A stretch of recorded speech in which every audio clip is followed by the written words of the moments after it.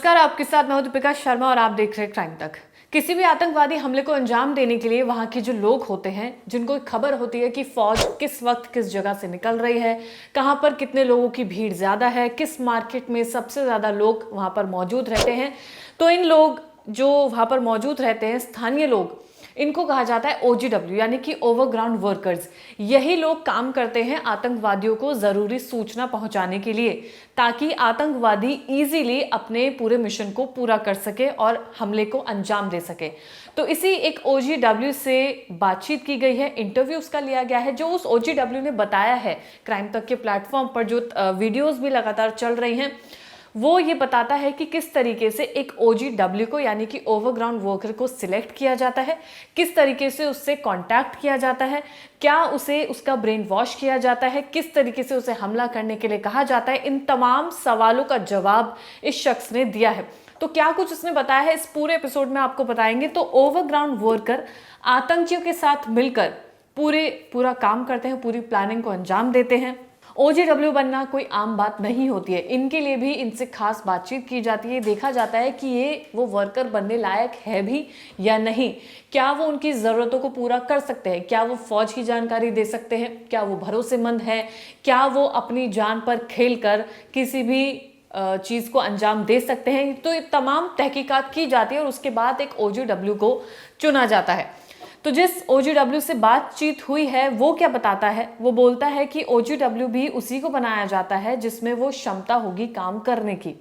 ये लोग फिर अपने फ्रेंड सर्कल पर नजर डालते हैं कि क्या इनके आसपास भी ऐसे लोग हैं जो OGW बन सकते हैं, क्योंकि इनकी तादाद काफी ज्यादा चाहिए होती है। एक नेटवर्किंग होती है जिसमें तमाम लोग शामिल होते हैं और ये आतंकवादियों से डायरेक्ट कनेक्शन में रहते हैं। ये जो लोग होते हैं ये फौज की खबर देने में एक्सपर्ट होते हैं, दिमाग में इनके कोई डर नहीं होता है और उसके बाद इन लोगों को सिलेक्ट किया जाता है। जो आतंकी बोलता है OGW को, वो भी किसी भी हालत में करना होता है, यानी कि जो भी आतंकी उनको बोलता है करने के लिए, इंफॉर्मेशन लाने के लिए, ये OGW उस पूरे काम को करते हैं। इस OGW ने क्या बताया है, वो बोलता है कि हर एक OGW ये चाहता है कि वो एक आतंकवादी के साथ मिलकर काम करे, हमारा खून इस मिशन में लगे।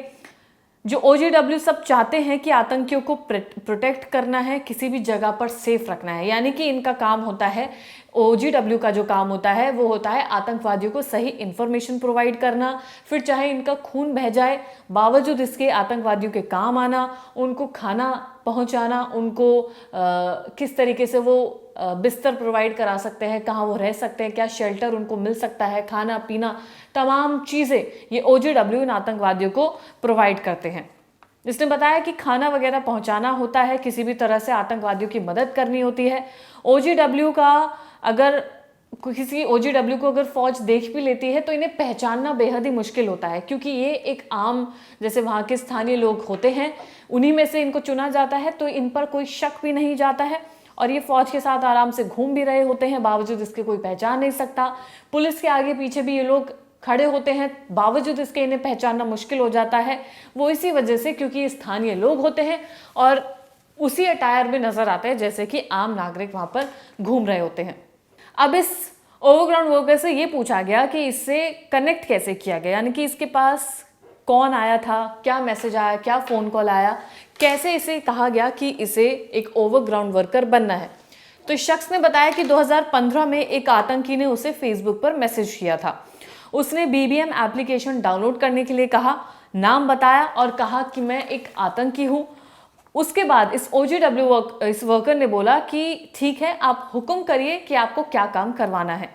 तो ये बोलता है कि जो भी मैं बोलूंगा इस ऐप पर वो सब सेफ है, इससे वीडियो कॉल भी की जा सकती है, वॉइस कॉल भी की जा सकती है, इस पर कोई भी मसला नहीं है, कोई भी मैसेज किए जा सकते हैं, ये ऐप एकदम सेफ है। और ये सिर्फ एक ऐप नहीं थी, इसके अलावा और भी ऐप्स हैं जो ये आतंकवादी इस्तेमाल करते हैं OGW से कनेक्ट करने में या अपने आकाओं से कनेक्ट करने में। इसने बताया कि जंगलों में मीटिंग हुआ करती थी, जंगलों में लोग बुलाते थे, एक दो बार खाना लेकर बुलाया गया या कुछ ज़रूरी चीज़ें लेकर इस OGW को अपने पास बुलाया गया। पुलिस पर एक ग्रेनेड अटैक भी OGW ने किया था। OGW ने कहा कि ये हमला गलत था। जब उससे ये पूछा गया कि जो पहलगाम में हमला हुआ है, जो आतंकवादियों ने हमला किया है, क्या वो सही था, तो इस पर इस शख्स ने बोला कि ये हमला बिल्कुल भी सही नहीं था और जो मैंने किया उस वक्त आतंकियों के साथ जो भी काम किया मैं उस पर शर्मिंदा हूँ। यानी कि अपनी जो पास्ट में इसने चीज़ें की हैं, ये बोलता है कि वो उसके लिए शर्मिंदा है। और जो पहलगाम में अटैक हुआ है वो भी इसने कहा है कि ये सही नहीं हुआ है।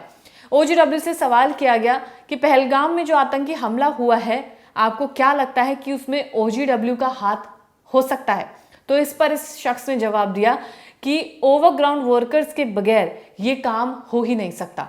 यानी कि कोई भी आतंकवादी अगर हमला होता है तो उसके पीछे OGW का हाथ होता है, हेल्प होती है, मदद होती है। जैसा कि इस शख्स ने बताया कि पहलगाम में जो अटैक हुआ है वो भी एक OGW के बिना नहीं हो सकता है, क्योंकि किसी को भी कैसे पता चलेगा कि कहाँ पर क्या चीज़ है। स्थानीय लोगों को ही सबसे ज़्यादा चीज़ें पता चली होती हैं। किसी दूसरे देश से कोई आतंकवादी आया है उसे कैसे पता होगा? तो वही एक वजह है कि OGW की मदद के बिना कोई भी आतंकवादी हमला नहीं हो सकता है। मेरा एक सवाल है, आपने बोला था फॉरेस्ट एरिया में गए, तो ये सामने मैं फॉरेस्ट देख पा रहा हूँ। फॉरेस्ट के अंदर से आपको लगता है कि जो पहलगाम के जो टेररिस्ट हैं वो ऐसे भाग पाते होंगे जल्दी? लोग कैसे वहाँ छुपते हैं, कैसे फॉरेस्ट एरिया में? सर वहाँ आपने खुद भी देखा होगा कि बाईसरन घाटी में जो वहाँ पर तो जंगल ही जंगल है। अगर देखा जाएगा तो पूरा वो जंगल एरिया ही है। तो वहाँ से जंगल में ही आए होंगे और जंगल में ही वापस जाए होंगे। तो बहुत सारे जो ऐसे जंगल है जिसमें बहुत सारे हाइड आउट है, वो हाइड आउट से बाहर निकलते हैं, अटैक करते हैं, वापस हाइड आउट की तरफ जाते हैं। तो मुझे नहीं लगता है कि वैसे वो कभी फंस जाएंगे। फंस तो जाएंगे एक न एक दिन, वो तो बात है, लेकिन ऐसे ऐसे मौकों पे वो कामयाब होते ही रहते रहेंगे ऐसे। आप जंगल में कितनी कभी रहे हो जंगल? जी सर, बहुत बार रहा हूँ। दो बार, दो रात, तीन रात रहा हूँ। कैसे रहते हो जंगल में? सर वहाँ पे भी हाइड आउट होते थे, ज़मीन के नीचे हाइड आउट होता था। कमरा सीधा बना, मतलब कि जैसे ऐसे कमरा होता है जब जैसे घर में हम बैठे वैसे ज़मीन के नीचे आपको पता भी नहीं चलेगा। अगर आप उसके आगे भी चलोगे, आप उसके ऊपर भी चलोगे, पता नहीं चलेगा। खाना पीना? खाना पीना तो सर वो जी आप लोग लेके जाते? सीधी सी बात है सर, खाना पीना हम उनको ले जाते थे, स्टॉक वगैरह हम ले जाते थे उनको 10-15 दिन के लिए। तो 10-15 दिन उनको निकलते थे उस खाना को, तो उसके बाद हम फिर से ले जाते थे। ऐसे ही महीना भर खाना उनको ले जाते थे, महीने के बाद फिर से ले जाते थे। ऐसा ही सिलसिला जारी रहता था। शुक्रिया हमसे बात करने के लिए। उम्मीद है कि आप अपनी नई जिंदगी अपनी जियोगे। जी सर, जी सर, बस आपका भी सपोर्ट रहना चाहिए। और बस हम अब ऐसा ना, हम किसी को ऐसा बोलेंगे ऐसे करना और ना खुद करेंगे। अब जब से पहलगाम का हमला हुआ है उसके बाद से लगातार देखा जा सकता है कि OGW को लेकर काफी सवाल उठ रहे हैं कि क्या ये OGW की वजह से ही पूरे हमले को वो मिली है, सफलता मिली है, आतंकवादियों के हमले को सफलता मिली है। तो इसमें ये कहा जा सकता है कि सभी एजेंसीज का भी मानना है कि OGW के इतना बड़ा हमला के बिना इतना बड़ा हमला नहीं किया जा सकता है। सेंट्रल एजेंसियों के मुताबिक कश्मीर घाटी में किसी आतंकी हमले में OGW की बड़ी भूमिका होती है।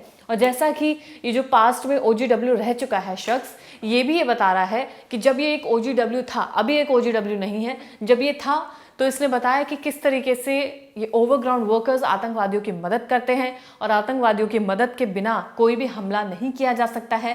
पहलगाम में जो अटैक हुआ है उसमें भी यही कहा जा रहा है कि OGW की हेल्प के बिना, यानी कि जो लोग वहां पर रहते हैं, जो आतंकवादियों की मदद करते हैं, उनकी मदद के बिना ये हमला नहीं हो सकता था।